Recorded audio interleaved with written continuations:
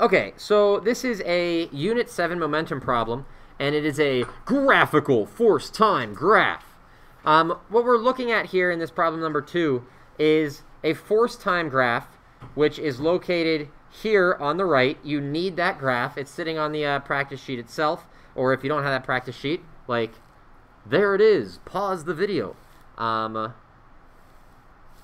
if we're looking at this here, this force time graph, this impulse graph, is the graph of a baseball which is hit with some variable force. Remember, whenever we hit an object, you know, it's a brief impact in the beginning because we're just in contact, and then we like really start pushing in. The baseball is going to get deformed by a little bit, and then it's going to spring off the bat.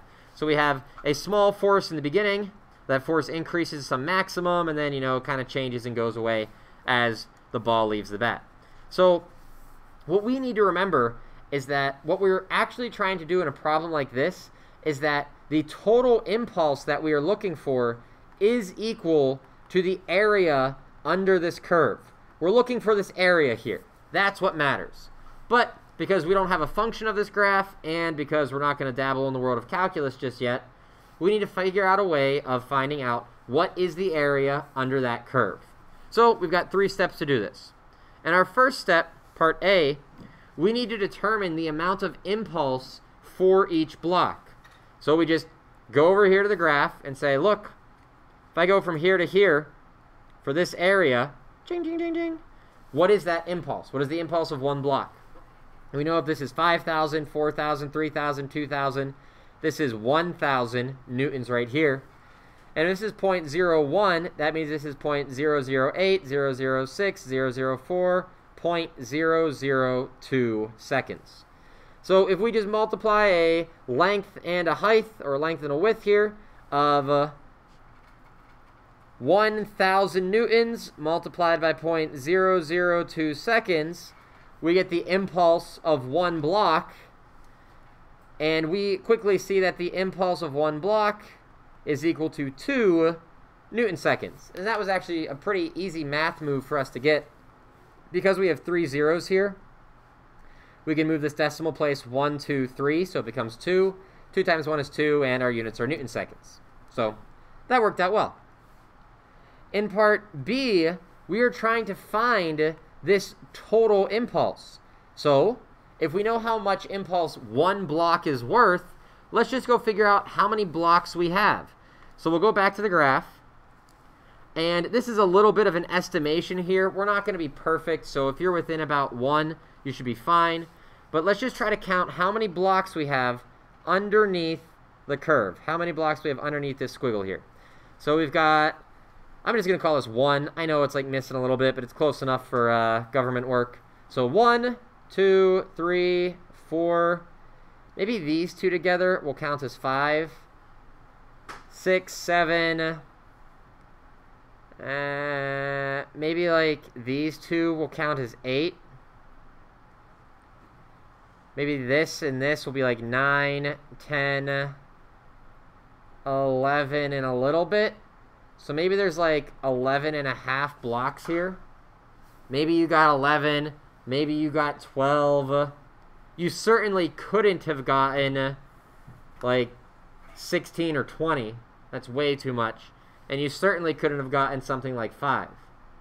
But 11, 11 and a half, 12, something around there, that seems good enough. Okay, we're taking an estimation here. We just can't be perfect, but it's good enough for what we're doing. So if we have 11 and a half blocks, and we know the impulse of one block, we know there's 2 Newton seconds in one block. Our blocks go away. And 2 times 11 and a half gives us, let's see, that's 22, 22 and a half, 23 Newton seconds. That's the total impulse we have here. So that's the total impulse of our system, or the amount of impulse that we are contributing onto that baseball. Now, it should be mentioned here that our baseball initially started from rest. Maybe it's on like a little tee. You know, maybe it's like a little kid playing t-ball or something like that. But our baseball is going to start at rest here. And when it starts at rest for part C, while we do know we can still use the Ft equals m Vf minus Vi equation, it's important to recognize that this Ft right here, this Ft is the impulse. It's the total impulse. And we have the total impulse. This Ft is going to become 23. Normally Ft, that force is an average force, and since our force is changing here, we had to get the area. But because of that, we can just drop in the 23 right here. And this will equal the mass of the baseball, which was 0.55 kilograms, multiplied by the final velocity, which is what we're looking for. What's the speed of the baseball when it comes off the bat? And then minus the initial velocity, which was 0. So Vf minus 0, we can just close that parenthesis, call it a day.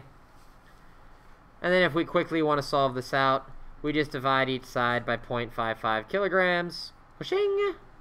Divide by 0.55 kilograms. And we find Vf. So 23 divided by 0.55. We find our final velocity for the baseball coming off the bat will be something along the lines of 41.82 meters per second. And maybe it's a little bit more if you had like 12 blocks for your impulse setup. Maybe it's a little less if you only had 11. We had 11.5 in our case, and that value comes out. It looks pretty good here.